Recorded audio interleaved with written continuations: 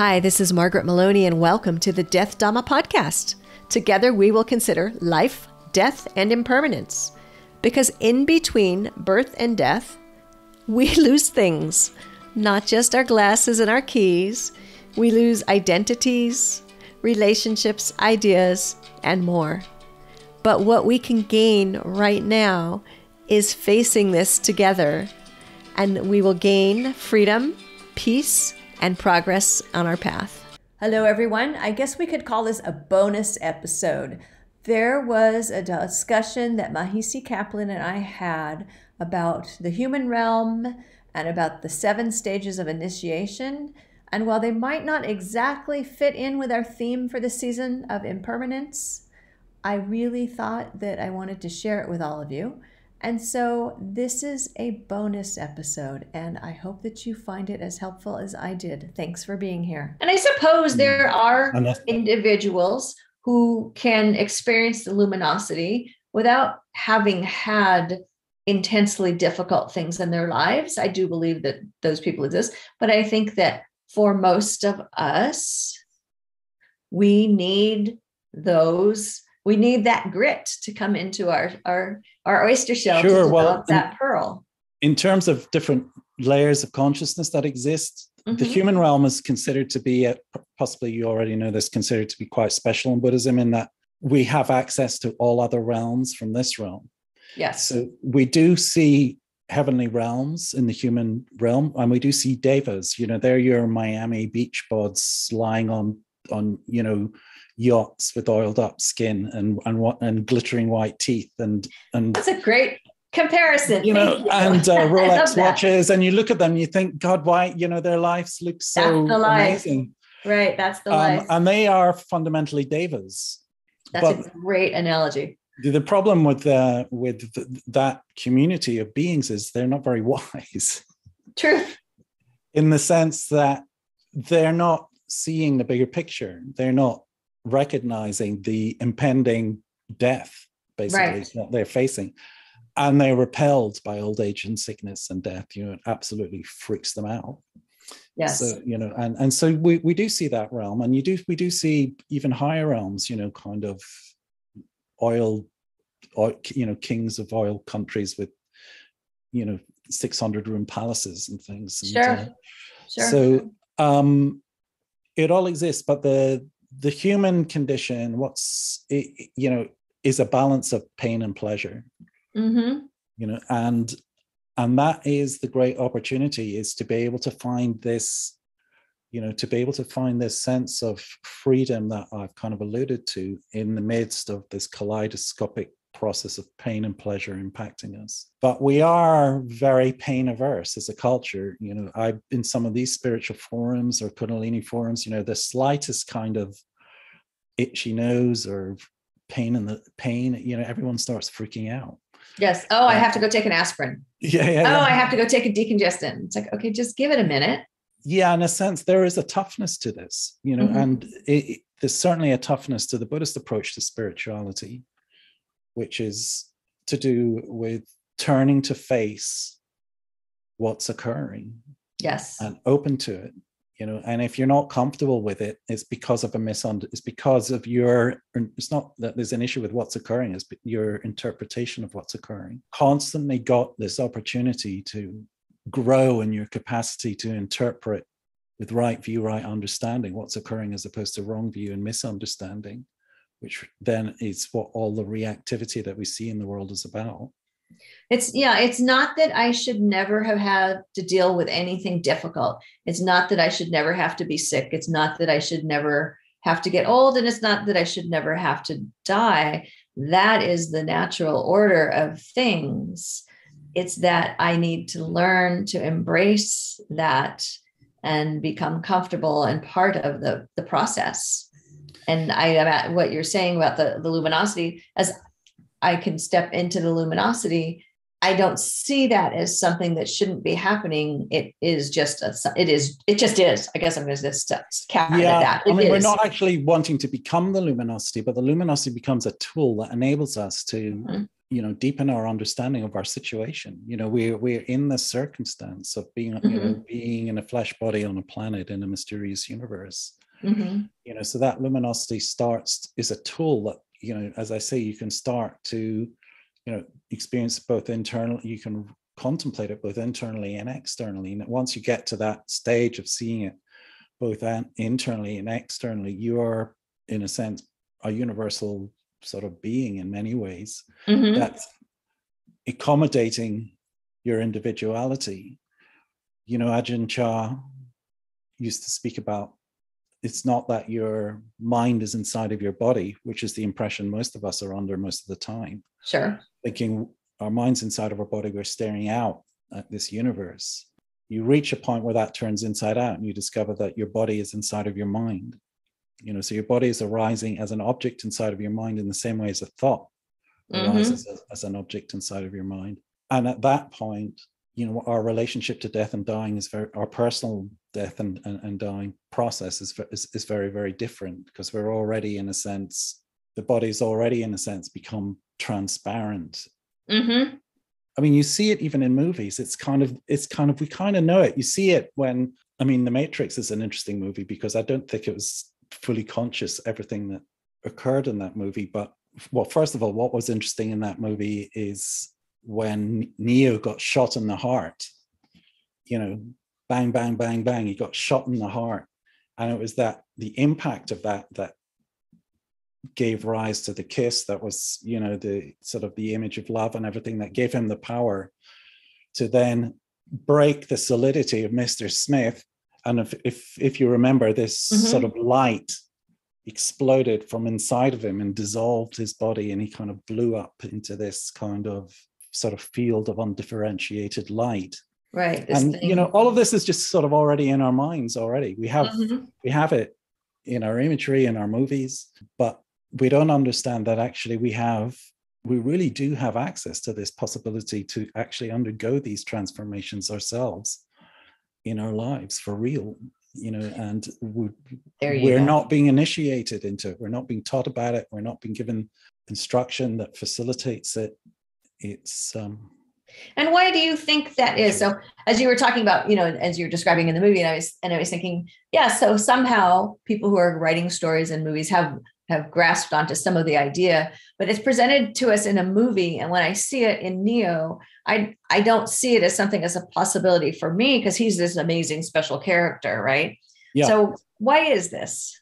We've become dispossessed of our birthright, essentially. No one's, as I say, we don't have a culture of initiation that facilitates this. We're not being taught about the possibility. We don't have the keys to the ignition. We don't know where the key is. We don't know where to put the key. We don't know how to turn the ignition on and then drive the vehicle forward.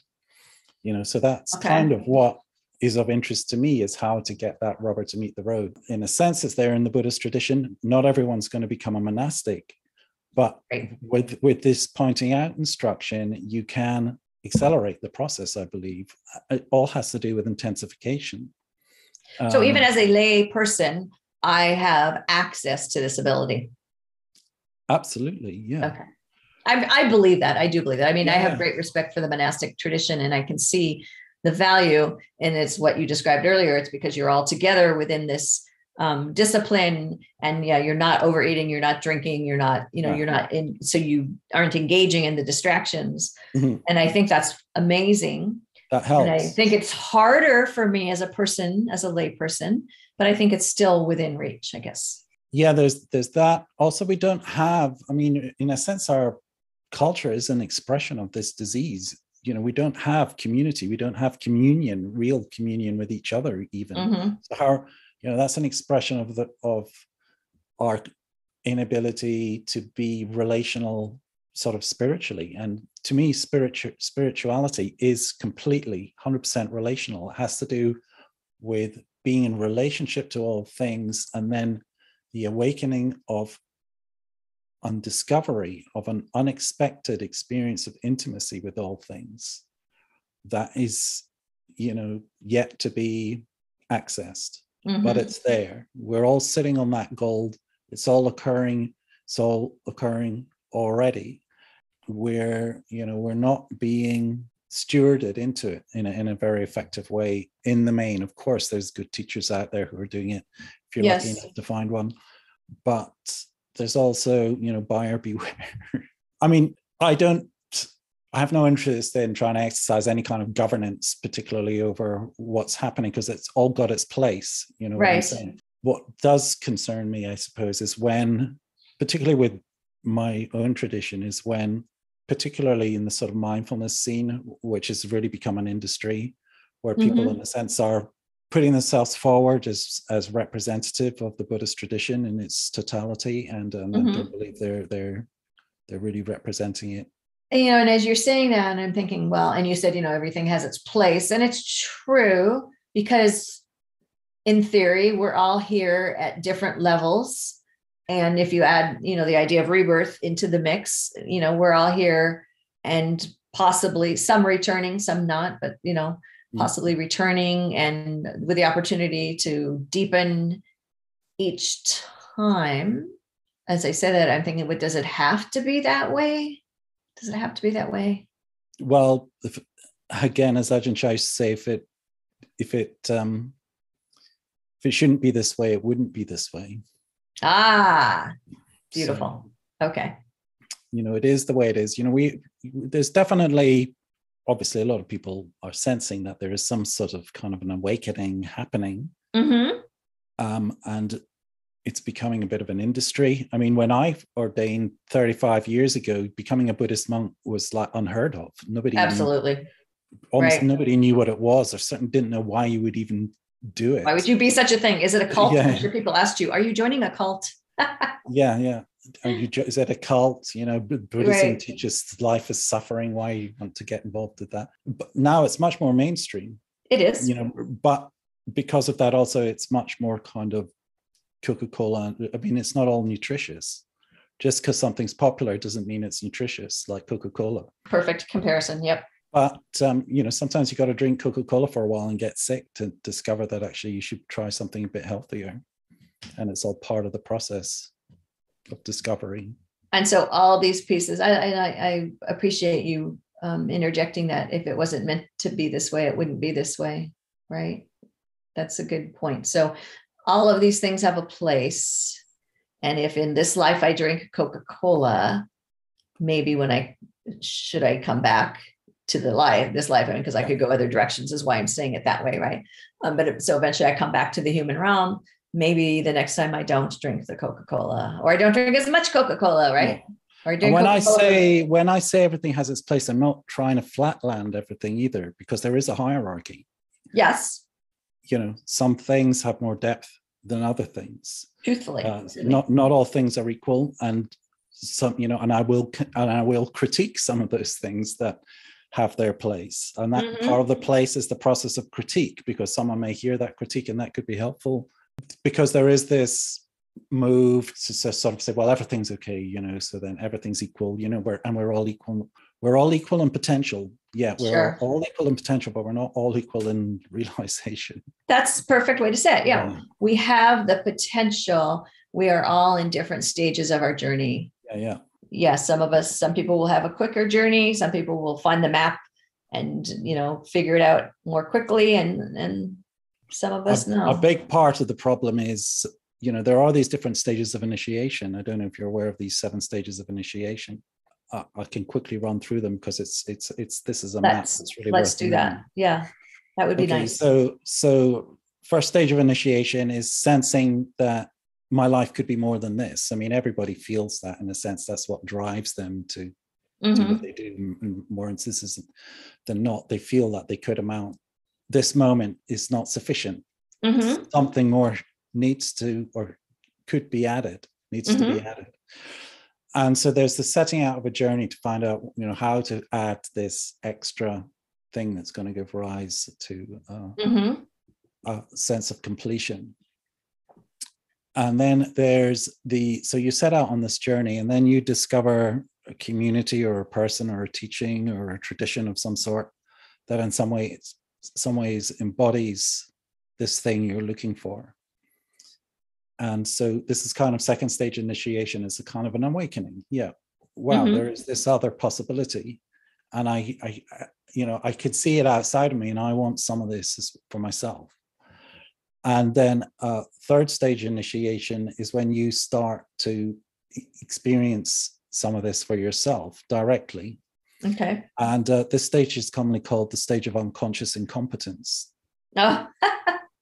Or the charismatic position, because there can be a lot of charisma associated with it. You kind of light up like a Christmas tree. Mm-hmm. And that's when you think, I'm a shaman. I'm going to teach the world, how to be do spiritual. this thing that I found. Mm-hmm. Yeah. And you sort of become a sort of self-appointed teacher. And there's a lot of teachers in this level. Okay. And they attract a lot of attention because they're very, very confident in what they're saying. And what they know. And then the fourth stage initiation is when there's a kind of realistic reassessment of how difficult it's actually going to be to get, to integrate your insights. Okay. And it's called the depressive position. And usually that makes sense. Usually it's associated with some sort of disaster that happens to your community, or you get into trouble with a man or a woman, and who's a student, and it gets in the papers or something. It all goes badly, because as they say, where there is a hole, the rhinoceros horn will enter. So HOLE, where there is, where you're blind, where you, especially if you get in the spiritual game and you start to sort of, because it's so potent for humans, this whole growth process, the universe is going to continue to straighten you out. And that straightening out can feel like being hit from behind by a rhinoceros charging you down. Ouch. Yeah, ouch. I've been through this personally. I've also seen communities go through this, whole communities. Okay. It can happen to collective as well. So that's the depressive position. And there's a sort of gradual, so you sort of, that takes some of the shine off, but it's more human. It's not as godlike, but it's more realistic, more human. It's got more human warmth, more modesty about it, a bit more allows for the presence of uncertainties as opposed to being overconfident. Mm-hmm. And then next stage, fifth stage, is the stage of what they call conscious competence. Okay. So it's a stage where you recognize that you're beginning to sort of get into this flow that I'm talking about, where this intersubjectivity, which, by the way, has this kind of eros connected to it, this sort of electricity, and this constant process of downloading the intelligence of all things. You're being informed constantly about how things are, where you are, but, so you're this deepening understanding. So you're in that flow, you're kind of growing into that. And then but there's still a degree of self-consciousness about it, and being, pleased about your progress, so to speak. Okay, sure. And then sixth stage initiation would be the stage of unconscious competence, where you're so, in a sense, accustomed to this flow. It's so normalized in the sense you recognize it's nothing special about me. That's just the way the universe is. Okay. And it's just how things are. So, you're not creating any sort of personal movements of mind around it, where you're creating some sort of sense of personal story. So that, there's that stage. And then seventh stage initiation is the actual enabling of means that will facilitate other people reaching the same. That's beautiful. I hadn't gone through those 7 stages. It's a lot to think about there. There's more. There's more about that. There's That's a lot a good to one. think about there. You've been listening to the Death Dhamma podcast with your host, Margaret Maloney. Thank you so much for being here. Come find me on margaretmaloney.com, margaretmeloni.com. And until we meet again, may you be well, may you be happy, may you be at ease, and may you be free from suffering. Bye for now.